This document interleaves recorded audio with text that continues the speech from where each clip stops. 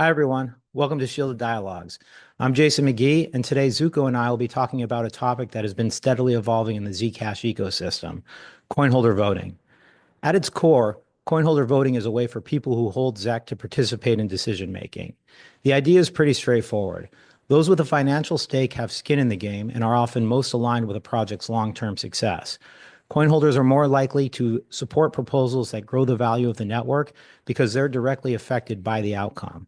However, opponents worry that coinholder voting can concentrate influence among a small number of large holders, leading to plutocracy and unequal representation. Zcash actually has a fairly long and at times somewhat controversial history with coinholder voting. It was first used during the initial dev fund discussions in 2019, where the community staked coins to express support for different proposals. At the time, there wasn't a way to vote using shielded ZEC, so people had to move funds from the shielded pool to a transparent address to vote. Some people voiced concerns about the poll because deshielding introduced potential privacy and security risks. Nevertheless, more than 100,000 coins participated in the poll. Transparent voting was used again in 2021 to gauge sentiment around NU5 and some proposed changes to how the grants committee was structured. In that poll, over 41,000 ZEC were voted. Then last year, things changed when Han, an independent community developer, built a system that allowed coin holder voting with shielded ZEC held in the Orchard pool. The first version of this tool was available in Y Wallet, and it was used during the 2024 Dev Fund discussions. In the final vote, over 500,000 ZEC was used to signal support for various proposals. And interestingly, the results were closely aligned with what we saw in other community polling efforts, like those from Zcap and ZAC. Since then, Han has released an updated version that makes it even easier to participate, regardless of which wallet you're using. Last week, we ran a practice vote using that new tool to help the community get comfortable with the process, with the intention of using it in an upcoming poll later this month about whether the dev fund should be extended and a new governance model introduced. But what I find most interesting is how much sentiment around coinholder voting has shifted. It used to be fairly controversial due to concerns about plutocracy, but today it feels like it's becoming more accepted as a legitimate and useful tool for governance and sentiment gathering.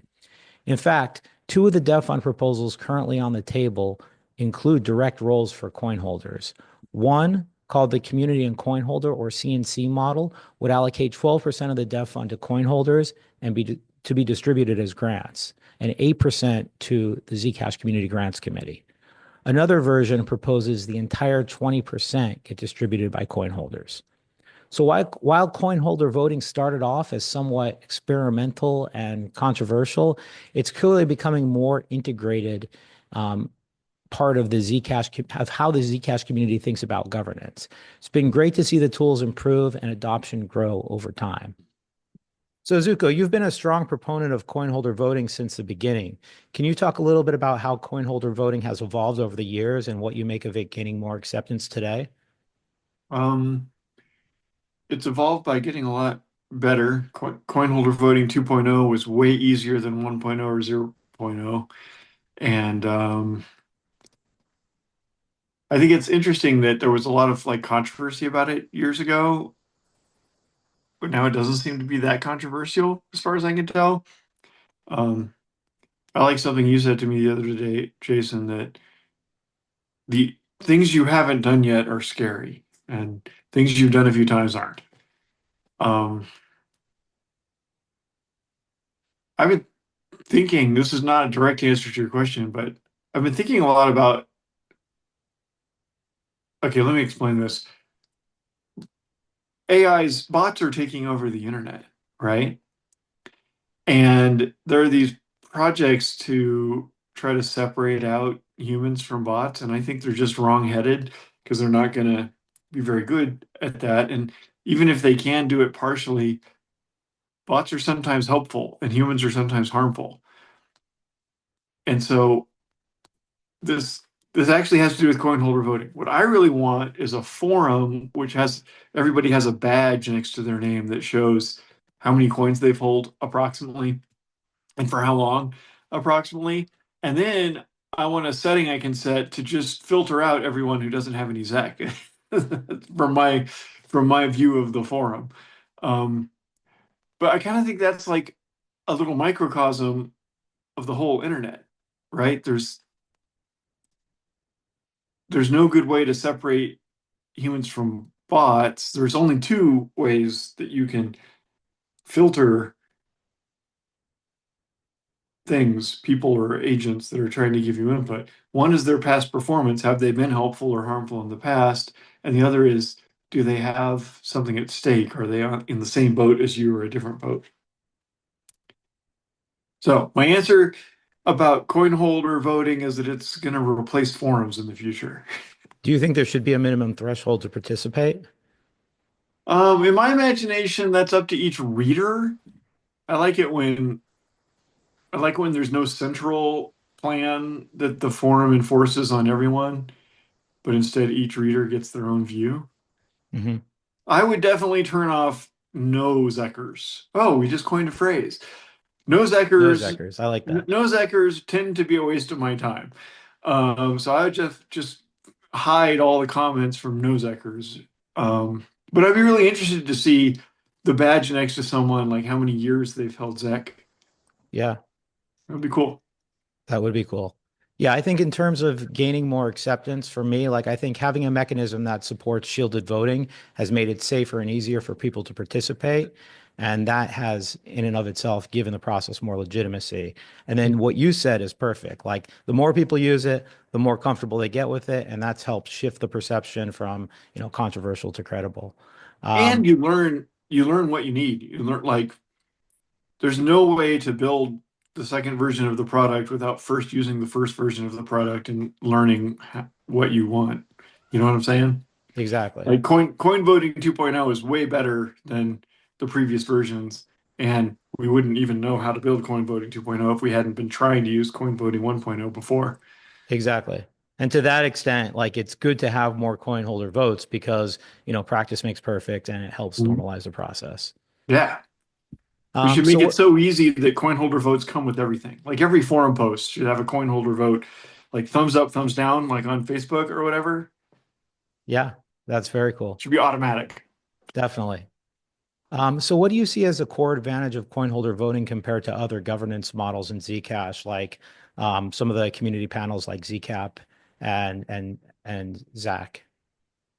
The big thing that I want out of it, like currently, is diversity of governance.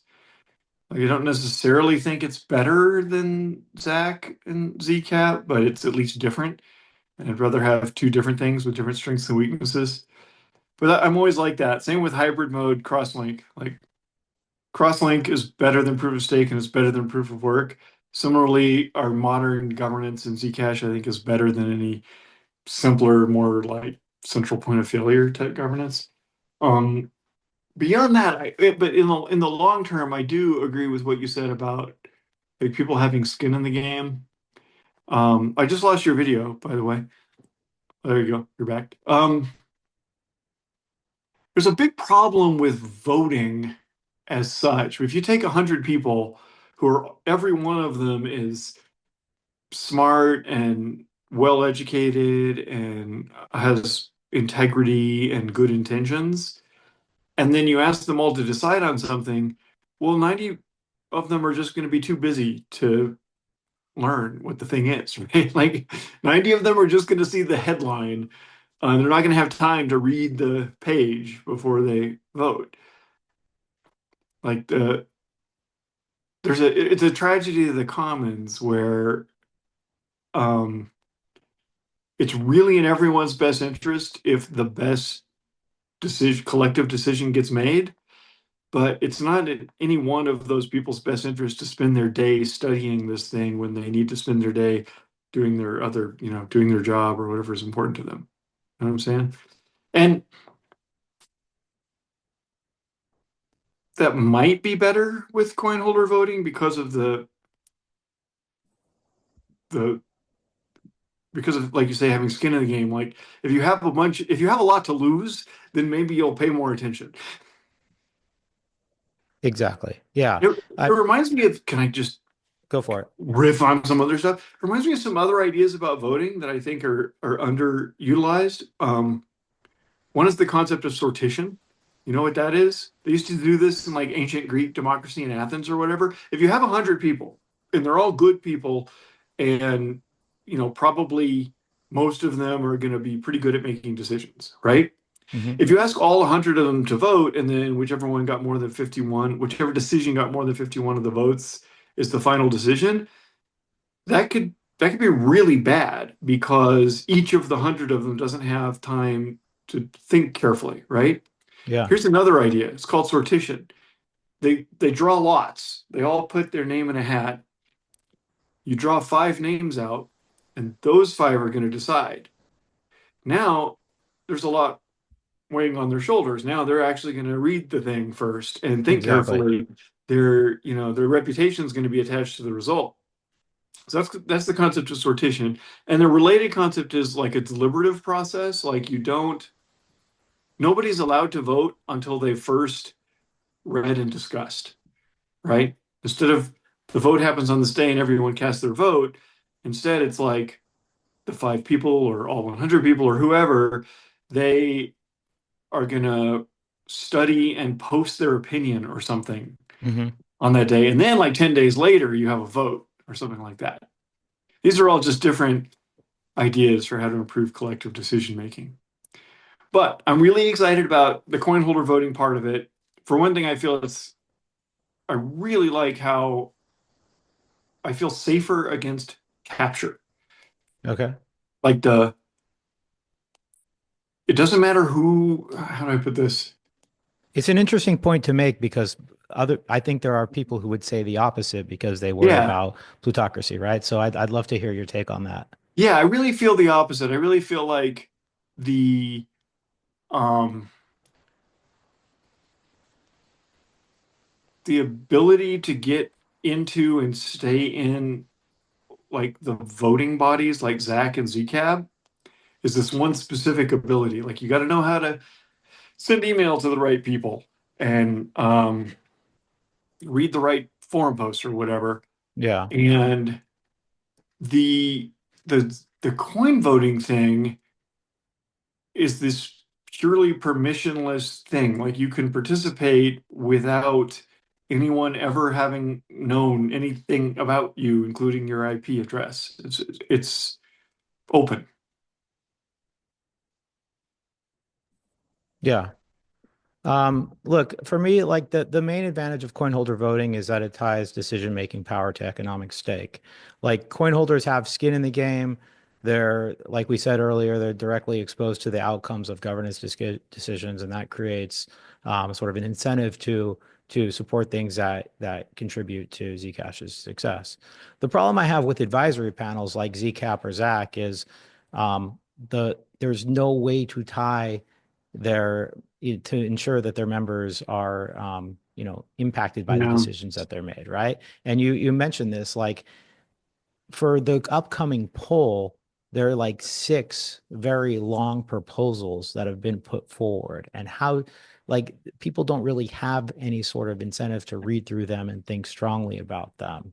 Um, but I think that there's also problems with, I oftentimes look through the list of ZCAP members and I realize I don't know who 2/3 of them are. And they're selected through this centralized process controlled by the Zcash Foundation or ECC.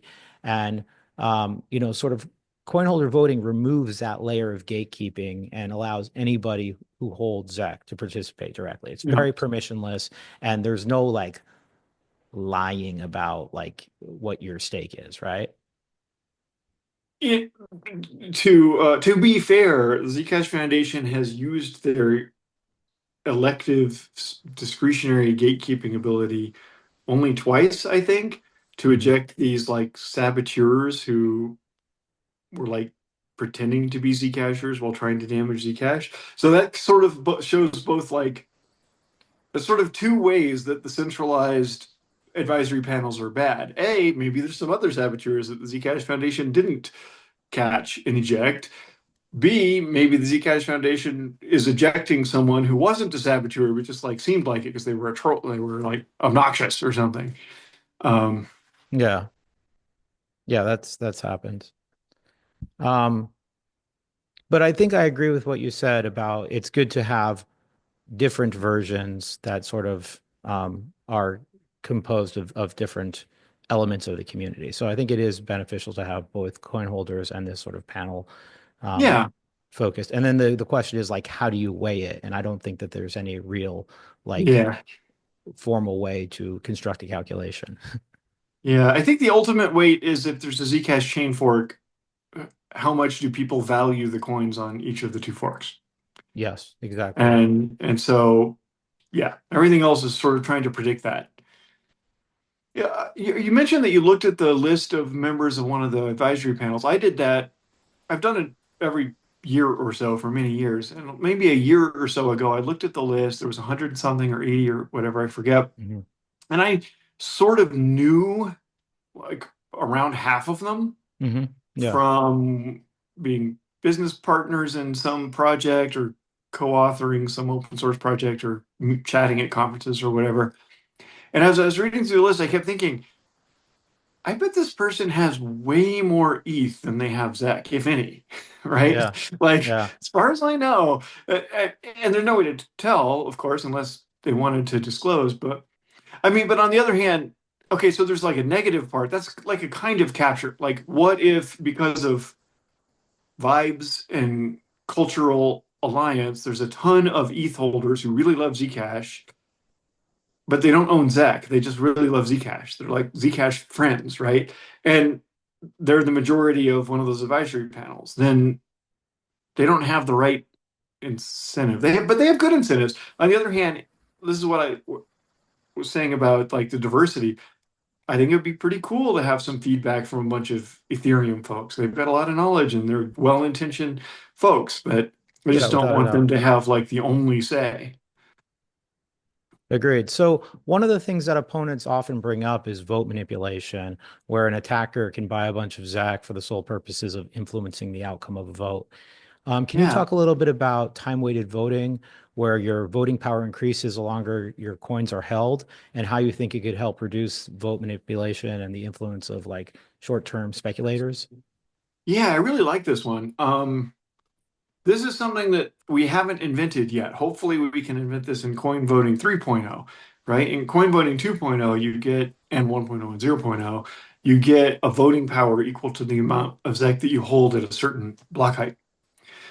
But, um, and I think in some other like DeFi protocols that have on-chain governance, that somebody may have borrowed a bunch of the token in order to vote and then given it back fairly cheaply. I'm not sure exactly how that played out. Um, there's this Australian scientist, Chris Berg, who's a member of the board of directors of Shielded Labs, and he wrote a paper that said basically there's two desirable things you might want in your voting system, and you can't get both, but time weighted, coin weighted voting could kind of give you part of each. One of them is openness, like permissionlessness, and the other is I don't know the word for it, but like equitability, like everyone gets a voice and they can't just be totally drowned out by one person who borrows twice as much as the rest of them combined the night before the vote. And Chris pointed out that you with voting, there's this really interesting thing. I guess the other desirable thing is like hearing from smaller voices, like minnows count, Yeah. right? Like that getting smaller voices counted or to have some influence, especially when in large numbers. And Chris Berg's science paper shows that it's really interesting. It's like an economics paper. It shows that really rich people can earn a lot of money on their money. If you have $1 million, you can be investing it or getting some kind of constant payback from your $1 million. But if you have $1,000, you really can't earn nearly as much from like interest or investments or whatever.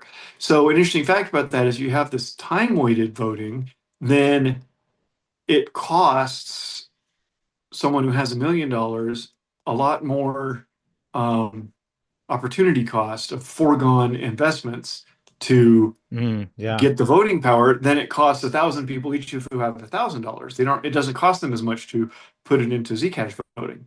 Isn't that interesting? That is interesting. And then the It's pretty longer that cool. they hold it there, the more voting power that they have as a result of that.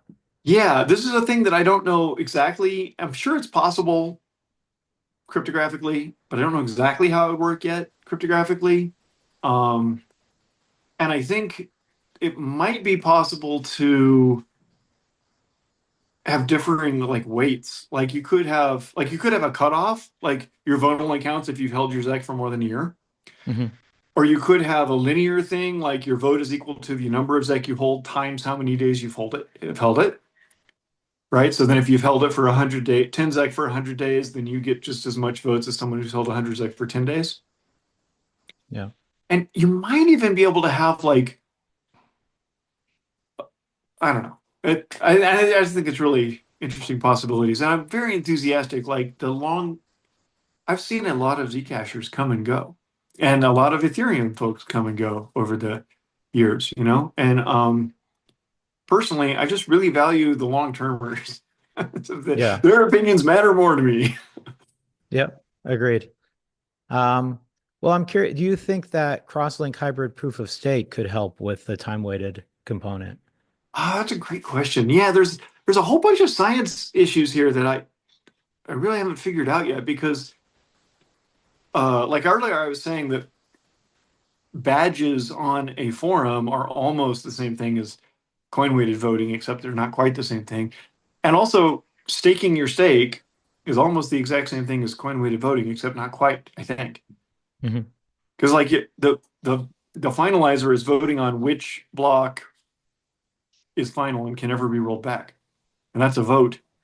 Two-thirds majority determines the outcome of that, and the voting power is to, I guess, in staking, it really ties into the time weighting thing.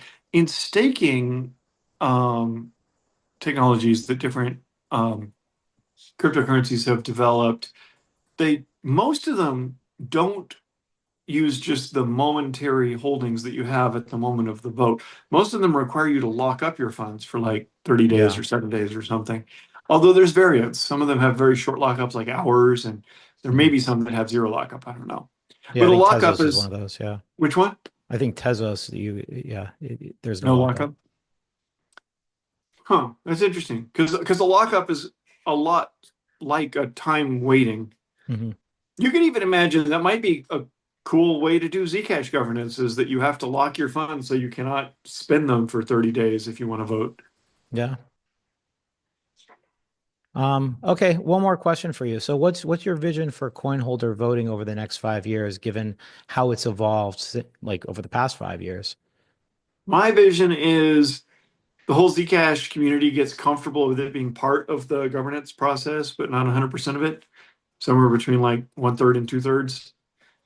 And the tools and the technology and the user experience become really reliable and natural so everyone understands it and is comfortable with it, and then we can use it for all kinds of stuff like there's just so many things I think, like, yeah, spam, preventing, I don't know, that's having a moderated forum where I'm interested in the opinions of everyone who posts to that forum, or at least everyone whose posts I see on that forum.